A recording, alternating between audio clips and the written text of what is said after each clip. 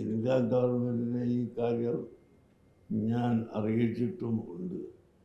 ഞങ്ങളിങ്ങനെ ഒരു ശ്രമത്തിലാണ്. അതിൻ്റെ സ്റ്റേജ് ഇപ്പോൾ ഇന്നതാണ് എന്ന് വരെ പ്രധാനമന്ത്രിയുടെ ഓഫീസിലേക്ക് കത്ത് അയച്ചിട്ടും ഉണ്ട്.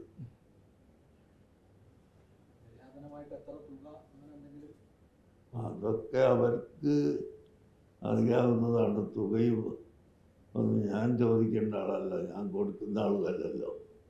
അതുകൊണ്ട് എത്ര തുക എന്നൊന്നും ചോദിക്കേണ്ട ആൾ ഞാനല്ലാത്തതുകൊണ്ട് ഞാനതൊന്നും ചോദിച്ചിട്ടില്ല.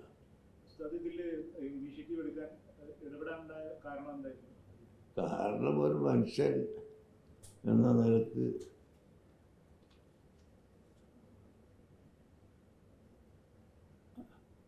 എന്നെ കൊണ്ട് കഴിയുന്നത് ചെയ്യുക എന്ന നിലക്ക് തന്നെ. നമ്മൾ പണ്ടും ഇന്നും ഏത് കാലവും ഞങ്ങളുടെ മുസ്ലിം എന്ന അഡ്രസ്സിൽ നോക്കുന്നത് ഞങ്ങളുടെ പള്ളികളിലും കോളേജുകളിലുമൊക്കെയാണ്.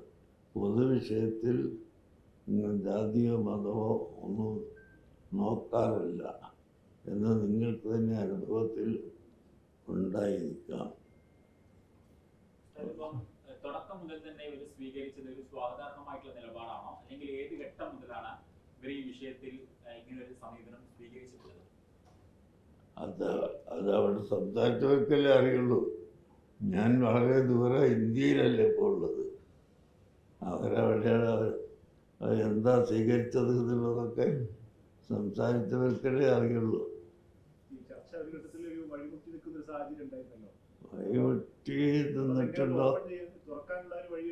വഴിമുട്ടി നിന്നിട്ടുണ്ടോ എന്നൊന്നും നമ്മളതിൻ്റെ വിശദാംശം കണ്ടിട്ടും കേട്ടിട്ടുമില്ല. നമ്മൾ അവിടുത്തെ ഉത്തരവാദപ്പെട്ട പണ്ഡിതന്മാരെയാണ് അറിയിച്ചത്. അവർ പറഞ്ഞാൽ ആ രാജ്യത്തുള്ള മുഴുവൻ ജനങ്ങളും സ്വീകരിക്കുന്ന അത്രയും വലിയ ഉയർന്ന പണ്ഡിതന്മാരാണ്. അതുകൊണ്ട് തന്നെ അവർ പറഞ്ഞ് സംസാരിക്കുന്നുണ്ടാകും. ഒരു വിഷയത്തിൽ ഒരു 2 മിനിറ്റ് കൊണ്ട് തീരുമാനിക്കാവുന്നതല്ലല്ലോ. ചില ചർച്ചകളും ആലോചനകളും എല്ലാം നടക്കുന്നുണ്ടായിരിക്കാം.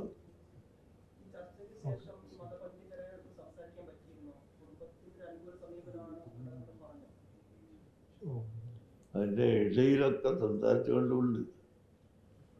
ആവശ്യമുള്ള സമയത്തൊക്കെ സംസാരിക്കണം.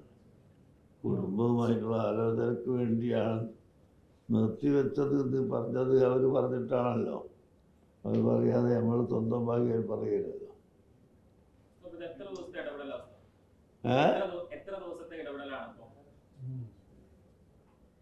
ഇടപെട്ടിട്ട് എത്ര ദിവസമായി അത് നിങ്ങൾക്കൊക്കെ അറിയാലോ.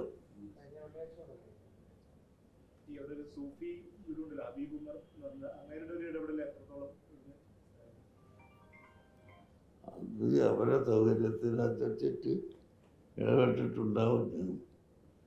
നമ്മൾ അവരോട് പറഞ്ഞു അവർക്ക് ഉള്ള സാഹചര്യവും സൗകര്യവും അനുസരിച്ച് അവർ ഇടപെട്ട് കാണും.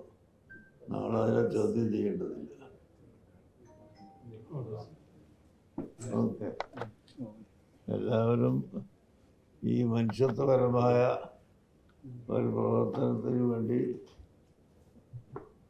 ഇവിടെ വന്നെത്തിയതിൽ നിങ്ങൾക്കെല്ലാവർക്കും ഞാൻ എൻ്റെ സന്തോഷം അറിയിക്കുന്നു. മനുഷ്യർക്കൊപ്പം എന്നുള്ളതാണ് സമ്മേളന പ്രമേയം. ഞങ്ങളെ ഒരു സമ്മേളനം നടക്കാൻ പോകുന്നുണ്ട്. അതിൻ്റെ പ്രമേയം മനുഷ്യർക്കൊപ്പം എന്ന ഒരു പ്രമേയമാണ് ഞങ്ങളെ സമ്മേളനത്തോടനുബന്ധിച്ച് ഇവിടെ നടക്കാൻ പോകുന്നത്. അവിടെ മുസ്ലിങ്ങൾക്കൊപ്പമെന്നോ ഹൈന്ദവർക്കൊപ്പമെന്നോ ക്രൈസ്തവർക്കൊപ്പമെന്നോ മറ്റൊന്നും ഇല്ല. മനുഷ്യർക്കൊപ്പം.